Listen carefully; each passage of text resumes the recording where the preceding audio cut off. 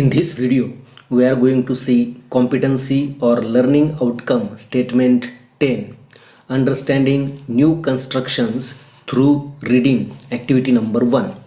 आजच्या व्हिडिओमध्ये आपण कार्यक्षमता किंवा अध्ययन निष्पत्ती विधान 10 आपल्या वाचनातून नवीन रचना समजून घेणे या संदर्भातील ॲक्टिव्हिटी नंबर 1 पाहणार आहोत.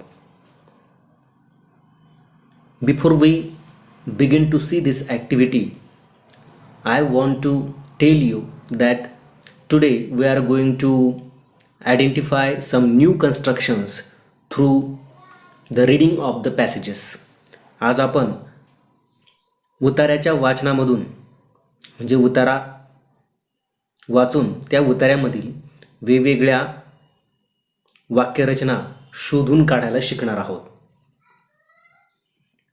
So let's see instructions for students in the beginning. विद्यार्थ्यांसाठी दिलेल्या सूचना आपण सुरुवातीला पाहू. First instruction, read the passage carefully. तुम्हाला दिलेला पॅसेज म्हणजेच उतारा काळजीपूर्वक वाचा. सेकंड इन्स्ट्रक्शन, दुसरी सूचना आहे पार्टिसिपेट ॲक्टिव्हली. या ॲक्टिव्हिटीमध्ये तुम्ही सक्रिय सहभाग घ्या. थर्ड इन्स्ट्रक्शन, सूचना आहे take help of your parents, teachers और फ्रेंड्स. आवश्यकता भासल्यास तुम्ही आपले पालक, शिक्षक तसेच मित्रांची मदत घ्या. Now we will see the learning activity. आता आपण लर्निंग ॲक्टिव्हिटी पाहणार आहोत. Read the following passage carefully and do as directed. खाली दिलेला पॅसेज काळजीपूर्वक वाचा आणि सूचनेनुसार कृती करा. Now let's read the passage. आपण हा पॅसेज आता वाचूया. Margie even wrote about it that night in her diary. On the page headed 17 May 2157, she wrote, "Today Tommy found a real book. It was a very old book. Margie's grandfather once said that when he was a little boy, his grandfather told him that there was a time when all stories were printed on paper. They turned the pages, which were yellow and crinkly, and it was awfully funny to read words that stood still instead of moving the way they were turned back to the page before. It had the same words on it that it had when read it the first time." Now we will see the questions given below. खाली दिलेले प्रश्न आपण पाहू. Do as directed. 1. Underline the main clause आणि 2 आहे underline the subordinate clause. हे पाहण्यापूर्वी आपण हे लक्षात घेतलं पाहिजे की what is a clause. clause म्हणजे काय? clause is a part of a sentence. clause हा वाक्याचा एक भाग असतो and it consists of subject and predicate. clause मध्ये सब्जेक्ट म्हणजे कर्ता असतो आणि प्रेडिकेट म्हणजे विधेय असते. प्रेडिकेट म्हणजे काय तर प्रेडिकेटमध्ये क्रियापद आणि इतर शब्दाचा भाग आलेला असतो. प्रेडिकेट हे कर्त्याविषयी दिलेली माहिती असते.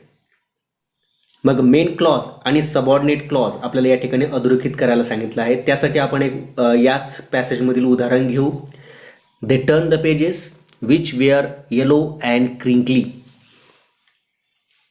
मेन क्लॉजचं एक वैशिष्ट्य आहे की main clause it makes good sense and it can stand by itself as a complete sentence. Main clause हा पूर्ण अर्थ व्यक्त करत असतो. अर्थाच्या दृष्टीने तो पूर्ण असतो. या वाक्यातील दे टर्न द पेजेस हा मेन क्लॉज आहे कारण तो अर्थपूर्ण आहे. सबऑर्डिनेट क्लॉजच्या बाबतीत आपल्याला असं सांगता येईल की it does not make sense और it cannot stand by itself as a complete sentence. It is dependent on the main clause for its meaning. Subordinate clause हा अर्थ व्यक्त करत नाही, पूर्ण अर्थ व्यक्त करू शकत नाही. तो अर्थासाठी मेन क्लॉजवर अवलंबून असतो म्हणून त्याला आपण सबऑर्डिनेट क्लॉज असं म्हणतो. या वाक्यातील which were yellow and crinkly हा सबऑर्डिनेट क्लॉज आहे, कारण तो अर्थासाठी दे टर्न द पेजेस या मेन क्लॉजवरती अवलंबून आहे. अशी आणखी उदाहरणे तुम्हाला या पॅसेजमधून शोधून काढता येतील आणि अधोरेखित करता येतील. Number 3, identify the sentences in simple past tense. Simple past tense म्हणजे साध्या भूतकाळाची वाक्य तुम्हाला शोधून काढायची आहेत आणि ती या ठिकाणी लिहिणं अपेक्षित आहे. साध्या भूतकाळाची रचना आहे subject plus past verb plus object, म्हणजे कर्ता अधिक मुख्य क्रियापदाचे भूतकाळी रूप अधिक कर्म. वरील वाक्यातील दे टर्न द पेजेस हा अशी साध्या भूतकाळाची अनेक वाक्य तुम्हाला या उतार्यामध्ये सापडतील. तुम्ही या प्रश्नामध्ये ती वाक्य लिहायची आहेत. Number 4, underline the infinitives. The infinitive म्हणजे एक क्रियापद आहे. It is not limited by person or number. असं क्रियापद की ज्याच्यावर कर्त्याचा पुरुष, तो कर्ता फर्स्ट पर्सन असो, सेकंड पर्सन किंवा थर्ड पर्सन असो, प्रथम पुरुषी, द्वितीय पुरुषी किंवा तृतीय पुरुषी असो, किंवा it may be singular or plural, तो एकवचनी किंवा अनेकवचनी असो. This verb is not affected by it. या क्रियापदावरती त्याचा कोणताही परिणाम होत नाही. आणि बहुधा हे क्रियापद टू प्लस मेन वर्ब या स्वरूपामध्ये येत असतं. आणि असं एकच इन्फिनिटिव्ह वरील पॅसेजमध्ये तुम्हाला आढळून येईल. तुम्ही ते शोधून या प्रश्नाच्या उत्तरामध्ये लिहायचं आहे. Number 5, identify the exclamatory sentences. या वाक्यातील एक्सक्लेमेटरी सेंटेन्सेस म्हणजे उद्गारार्थी वाक्य तुम्हाला शोधायची आहेत.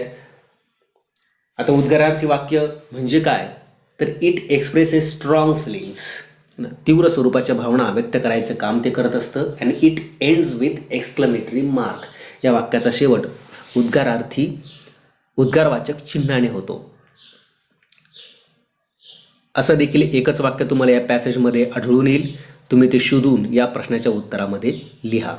Number 6, identify the finite verb. आता या ठिकाणी फायनाईट वर्ब तुम्हाला शोधायचं सांगितलं. इन्फिनिटिव्ह वर्बच्या बाबतीत आपण पाहिलं की it is not limited by person or number. त्याच्या अगदी उलट आपल्याला असं म्हणता येईल की finite verb is limited by person or number. Finite verb जे आहे ते कर्त्याचा पुरुष किंवा वचन यानुसार त्यामध्ये बदल होत असतो. अशी अनेक क्रियापदं आपणास सांगता येतील. फॉर एक्झाम्पल, रोट हे क्रियापद फायनाईट वर्ब आहे. अशी अनेक क्रियापदं तुम्ही या पॅसेजमध्ये शोधू शकता. ती शोधून या प्रश्नाच्या उत्तरामध्ये लिहा. 7, अंडरलाईन द सिम्पल सेंटेन्स. आता या ठिकाणी तुम्हाला सिम्पल सेंटेन्स म्हणजे साधं वाक्य ओळखून ते अधोरेखित करण्याची सूचना करण्यात आली आहे. मग साधं वाक्य ओळखायचं कसं, तर it has one subject and one predicate. साध्या वाक्यामध्ये फक्त एकच सब्जेक्ट म्हणजे एकच कर्ता असतो आणि वन प्रिडिकेट म्हणजे एकच विधेय असते. For example, it was very old book. अशी आणखी काही सिम्पल सेंटेन्सेस, साधी वाक्य तुम्हाला या पॅसेजमध्ये आढळून येतील. ती सर्व वाक्य तुम्ही या प्रश्नाच्या उत्तरामध्ये लिहा. Number 8, identify the complex sentence. आता या ठिकाणी तुम्हाला कॉम्प्लेक्स सेंटेन्स ओळखायला सांगितलंय. कॉम्प्लेक्स सेंटेन्स म्हणजे मिश्र वाक्य. वर जे आपण उदाहरण पाहिलं, they turn the pages which were yellow and crinkly. It is the example of complex sentence. हे कॉम्प्लेक्स सेंटेन्सचं एक उदाहरण आहे. कारण कॉम्प्लेक्स सेंटेन्स बाबत आपल्याला असं म्हणता येईल की कॉम्प्लेक्स सेंटेन्समध्ये एक मेन क्लॉज असतो आणि एक किंवा एकापेक्षाही अधिक सबऑर्डिनेट क्लॉजेस असतात. म्हणजे एक मुख्य वाक्य असतं आणि एक किंवा त्यापेक्षा अधिक गौण वाक्य आलेली असतात.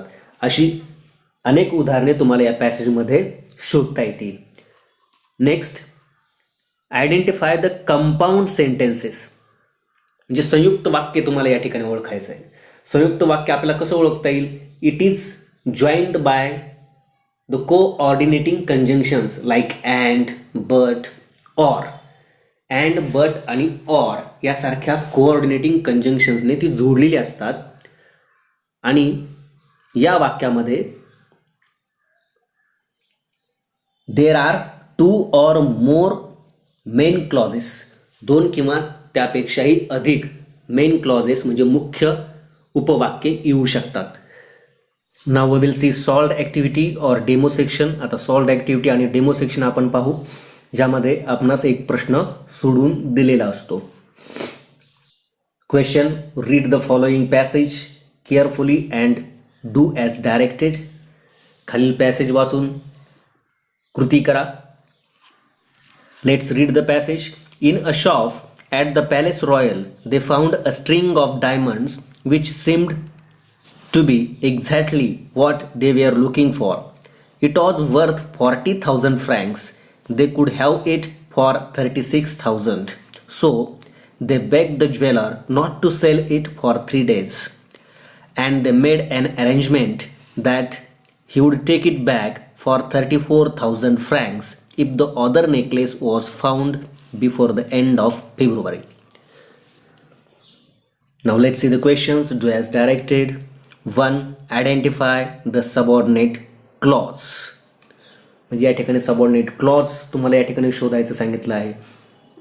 फॉर एक्झाम्पल, वरील पॅसेजमध्ये which seemed to be exactly what they were looking for हा सबऑर्डिनेट क्लॉज आहे.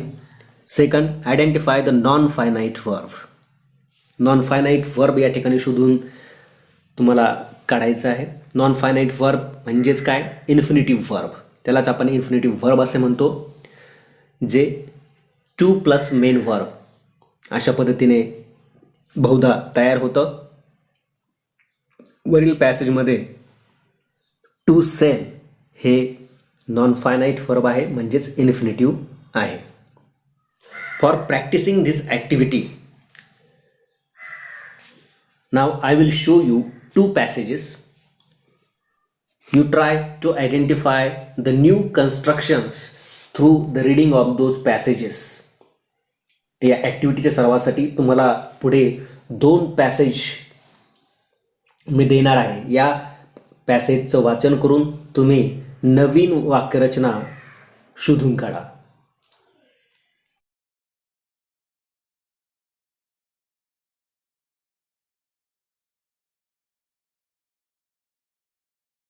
नाव सी द इव्हॅल्युएशन सेक्शन. आता आपण इव्हॅल्युएशन सेक्शन पाहू. या ठिकाणी क्वेश्चन 1 आहे, find simple, complex and compound sentences from the passages from the course book. म्हणजेच या ठिकाणी इंग्रजीच्या पाठ्यपुस्तकातून सिम्पल, कंपाऊंड आणि कॉम्प्लेक्स सेंटेन्सेस शोधणे या ठिकाणी अपेक्षित आहे. क्वेश्चन 2 आहे, make a list of the infinitives. म्हणजेच इन्फिनिटिव्ह वर्बची एक यादी तयार करणे अपेक्षित आहे. By doing this activity you will learn the following 3 things. ही ॲक्टिव्हिटी करून तुम्ही पुढील 3 गोष्टी शिकणार आहात. Number 1, you will learn to identify the main clause and the subordinate clause. ही ॲक्टिव्हिटी करून तुम्ही मेन क्लॉज आणि सबऑर्डिनेट क्लॉज शोधायला शिकणार आहात. Number 2, you will learn to underline the infinitives. Infinitive verb अधोरेखित करायला तुम्ही शिकणार आहात. And number 3, you will learn to identify the types of sentences. He activity करून तुम्ही वाक्याचे प्रकार ओळखायला शिकणार आहात. Thank you for watching this video.